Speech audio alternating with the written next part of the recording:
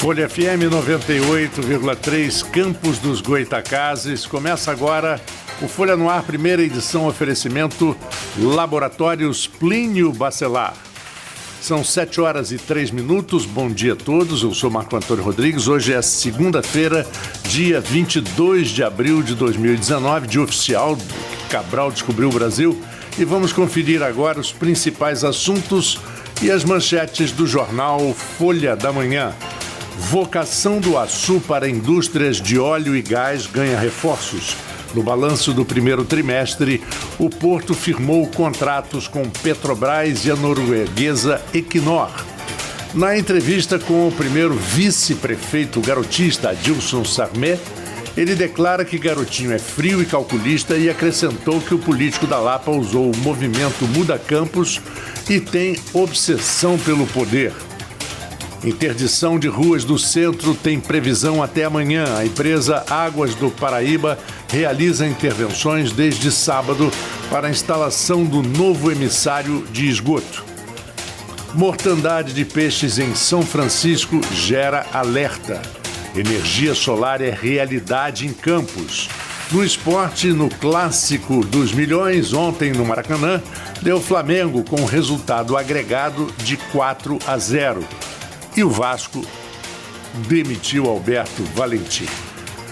No Folha no Ar, primeira edição, temos como sempre a participação do jornalista Arnaldo Neto, editor-geral da Folha da Manhã, e Aloísio Abreu Barbosa, diretor de redação.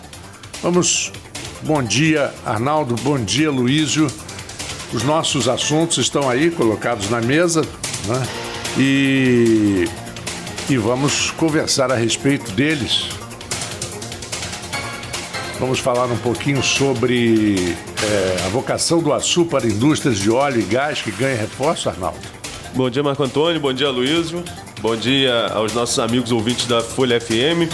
Então, essa manchete teve até uma repercussão muito... Estava comentando com você aqui, antes da gente entrar no ar, teve uma repercussão muito grande nas redes sociais. É meio que um balanço do primeiro trimestre do Porto do Açu.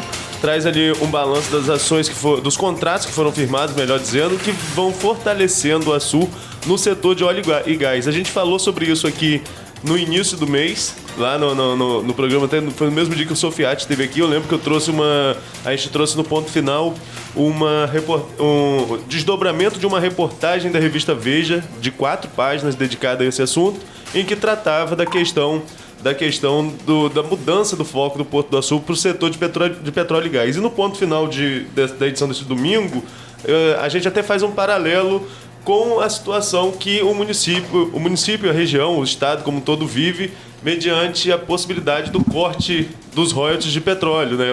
É uma realidade, isso vai ser discutido no Supremo, agora tem data, vai ser dia 20 de novembro. E o quanto o Porto do Açu, que já era extremamente importante para a região, toma um papel ainda maior para o desenvolvimento local a partir dessa situação, a partir dessa possibilidade de a região perder os royalties. E nós sempre comentamos, todos, principalmente vocês, jornalistas muito atuantes na região, sempre comentaram, quando houve aquela primeira crise do AIC e tal, muitos, inclusive você disse, o Porto não tem retorno. É uma realidade. Não, o Porto é realidade. É uma crise, vai passar, mas a tendência é crescer cada vez mais. E essa mudança no perfil, né, dado ao posicionamento estratégico, muito se fala, né? Aí é muita história, muito bairrista também de quem é de lá de São João, como eu. Muito se fala que o pai do AIC, o Eliezer Batista, sabia que aquela localização era super interessante. E existia uma história, eu fiz uma consultoria para o Porto em 2011, lá no comecinho, e as pessoas do Açu não acreditavam no Porto, porque foi sondado na década de 80, a Vale já teve interesse na região também na década de 80, segundo os moradores, nessa consultoria a gente pegou isso. Então as pessoas tinham meio que desacreditavam que o Porto fosse para frente, achavam que a obra iria parar. Mas hoje já está todo mundo mais do que ciente do espaço que o Porto do Açu ocupa para a região, né?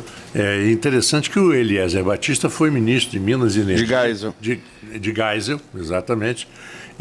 Mas muitos dizem, até o próprio AIC Batista, quando questionam e perguntam se ele recebeu algum benefício de informações do pai. Ele falou assim, olha, o meu irmão era muito mais chegado a meu pai até do que eu, e nunca se recebeu informações, recebeu como eu, e o meu irmão hoje não, a única coisa que ele tem é uma pousada em Búzios, e mesmo assim ele não é o dono total, ele tem sócio. Ele chegou a dizer isso numa entrevista.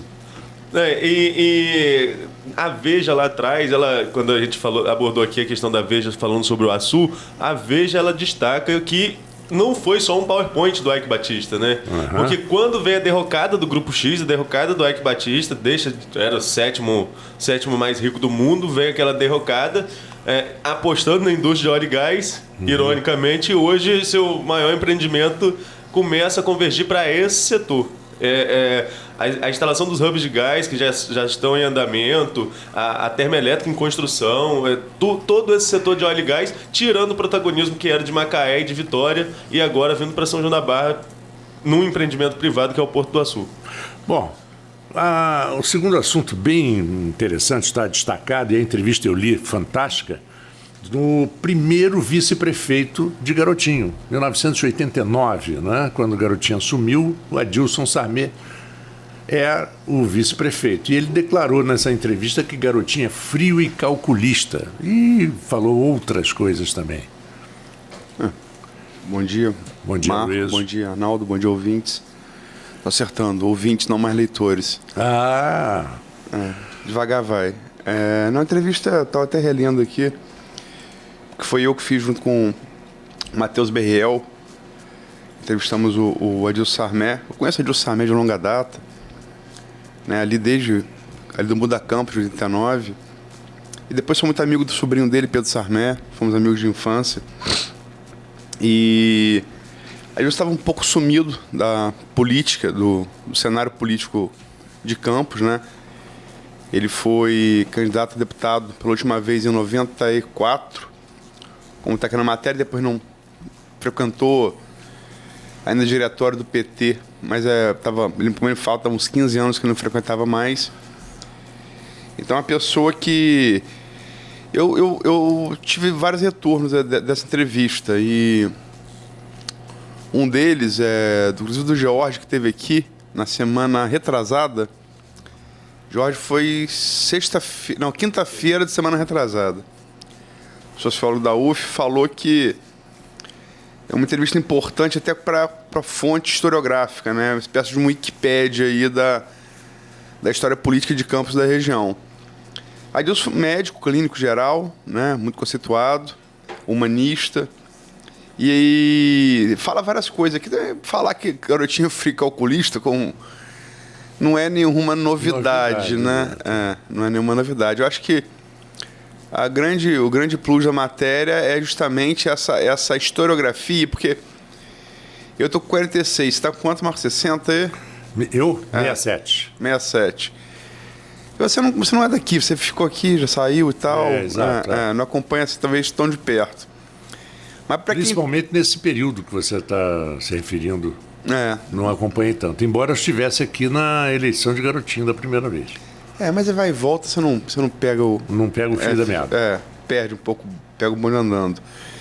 E ao mesmo tempo você tem pessoas, a Arnaldo tem 20 quanto? 29, que não viveram isso. Então eu acho, sobretudo a matéria para essa geração posterior à minha, de 30 anos para baixo, como foi também de Betinho no domingo passado, Betinho mais especificamente em relação à história de São João da Barra. Ele foi até um pouco mais longe, ele foi até do Bertauari, pai dele, que era nos 60 do século XX, né? Vindo até, quer dizer, depois ele, depois Bruno. Eu acho que a entrevista de Adilson Sarmé, doutor Adilson, tem essa virtude. Ela historiográfica, quer dizer, o Muda Campos, para quem não sabe, você tinha ali, anos 80, você tem a emenda Dante Oliveira, de Iratajá. O Brasil vinha de uma ditadura militar, de 21 anos. Tem hoje que diz que ela não existe, né? Então, acho para quem diz que a ditadura militar não existe, acho que uma entrevista não basta para ensinar a história. É melhor pegar um livro de história para ler. Mas, enfim, a reabertura política do Brasil, a emenda Dante Oliveira não passou. Depois Tancredo, 85, Tancredo morre, assume Sarney. Né? E pode parecer piada isso hoje, mas eu falo com as pessoas mais novas, a gente olhava para o Congresso Nacional com esperança. Isso hoje pode parecer piada, né? Mas saiu a Constituição dali. É verdade. Que é uma bela Constituição. Você olhava, tinha o Ulisses, Franco Montoro, Miguel Arraes, o próprio Lula constituinte, né? Você olhava para aquilo ali, Fernando Henrique Cardoso, você olhava para aquilo ali com esperança. Falar isso para as pessoas hoje pode parecer que você está sendo irônico, mas não é. A gente olhava com esperança. E dentro desse espírito nacional todo de reabertura democrática, veio o Muda Campos, que pegou uma dicotomia cansada, que era Zezé Rockefeller, que dominava a política campista desde os anos 60, né? Já vinha quase 30 anos de domínio, estou falando de 89, né? E surgiu uma novidade, que é o Muda Campos, que era o PSB, do qual o Adilson pertencia à época. Depois se juntou o PDT, mas ele fala coisas aqui interessantes. Por exemplo, a primeira reunião do Muda Campos foi na CDL, que então tinha um presidente novo, que estava querendo mudar também, que é uma coisa logística tradicional aqui em Campos, que era Murilo Diegues.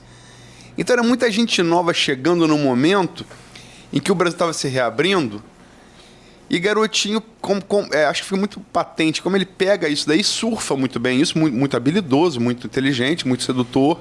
Estava no auge dele, do talento como radialista, falava muito bem, né?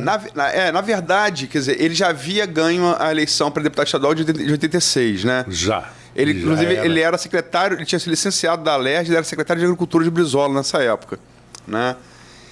Brizola também, governo Brizola, tinha voltado do exílio, então uma série de anistia de 79, fundação do PT em 80, quer dizer, é um clima que perdurou ali uma década e como é que vem, Garotinho chega no poder e o primeiro governo dele foi um governo diferente, um governo realmente diferente.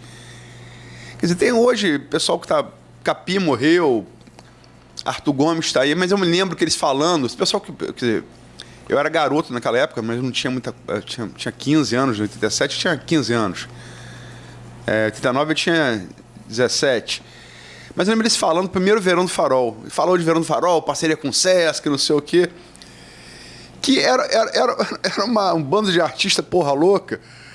E que, vocês juntaram naquela coisa do projeto de vamos mudar, vamos fazer diferente. E fizeram um super verão sem nada. Quer dizer, acampando ali, sem saber direito como é que ia se alimentar e tal. E fizeram. Quer dizer, é meio idílico para falar para as pessoas hoje, né? Mas foi assim, e o primeiro governo do Garotinho foi um governo de mudança, né? E ele vai falando como depois dali, gradativamente, quer dizer, o projeto do Muda Campos, que seria uma alternativa diferente de governar, vai sendo substituído por um projeto personalista de poder. Garotinho, depois dessa eleição, ele se candidata a governador. E em 94, vai ao segundo turno com o Marcelo Alencar, prefeito do Rio de Janeiro. Naquela época do PSDB, que era o partido do governo federal, o partido do Fernando Henrique, perde. E depois, em 98, concorre com outro ex-prefeito do Rio de Janeiro, que é César Maia, e ganha, né? Ganha bem, reelege a esposa.